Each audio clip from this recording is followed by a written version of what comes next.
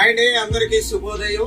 మరి ఈ రోజు వంట ఏంటో తెలిసినండి, తలకాయ మాంసం అండి. ముందుగా అందులో కొంచెం పసుపు వేసుకొని లైట్ గా కారం అండి, ఏమంటే కారం కూడా ఇలాగ మొత్తం కలుపుకోవాలండి. అంతా ఉప్పు తక్కువ వేసుకొని తర్వాత ఉప్పు చూసుకొని మళ్ళీ వేసుకోవచ్చండి. కొద్దిగా నూనె వేసుకొని మరి కలుపుకొని బాగా కలుపుకొని పక్కన పెట్టేసుకోవాలండి. ముందుగా స్టవ్ వెలిగించుకొని బాండీగా పెట్టుకోండి, ఏమంటే దాంట్లో ఆయిల్ వేసుకోవాలండి.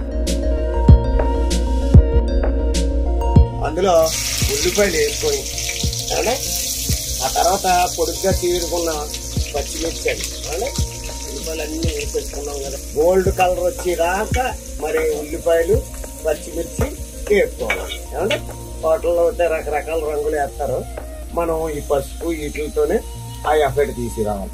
కొద్దిగా సాల్ట్ కూడా వేసుకోవాలండి, ఏమంటే ఆ తర్వాత ఇదిగోండి మరి చూసారా బంగారపు రంగు వచ్చేస్తుంది. అందులోనండి మనం అల్లం వెల్లుల్లిపాయ పేస్ట్ కూడా నూనెలో వేపాలండి. అల్లం వెల్లుల్లిపాయ పేస్ట్ కూడా నూనెలో వేసుకొని వేసుకోమనుకోండి ఒక రకమైన రుచి వస్తుందండి. మరి అందులో ఇప్పుడు తలకాయ కూర వేసేసుకోవాలండి, ఏమంటే శుభ్రంగానే ఆ తలకాయ కూరను కూడా నూనెలో బాగా యాగనివ్వాలండి. ఇదిగో నూనె బాగా తలకాయ కూరకు పట్టింది అనుకోండి, అంటే మళ్ళీ మంట కొంచెం పెంచుకొని ఇదిగోండి మరి నూనెలో బాగా తలకాయ కూర మగ్గింది కదండి. ఇప్పుడు దాంట్లో ఇదిగోండి మనం రుబ్బు పెట్టుకున్న మసాలా వేసేసుకోవాలండి, ఏమంటే మళ్ళీ ఒకసారి ఫుల్గా కలిపేసుకోవాలండి. మసాలా కూడా నూనెలో వేగాలన్నమాట అండి. ఏదైనా నూనెలో వేగితే దానికి వచ్చే టేస్టే వేరేగా ఉంటుందండి. మనం ఫస్ట్ కలుపుకుంటే తక్కువ వేసుకున్నాం కదా, మళ్ళీ కొంచెం కారం వేసుకోవాలండి, ఏమంటే ఎప్పుడు దాకైనా వేసుకోవచ్చండి.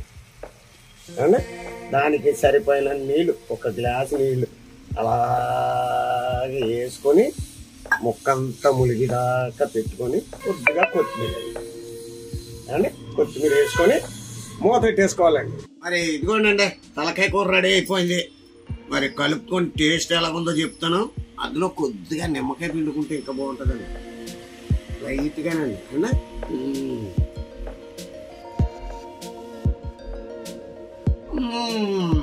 అబ్బా